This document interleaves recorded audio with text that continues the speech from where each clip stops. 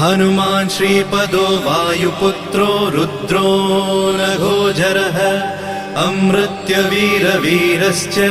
ग्रामवासो जनाश्रयः धनदो निर्गुणः शूरो वीरो निधिपतिर्मुनिः पिङ्गाक्षो वरदो वाग्मी सीताशोकविनाशकः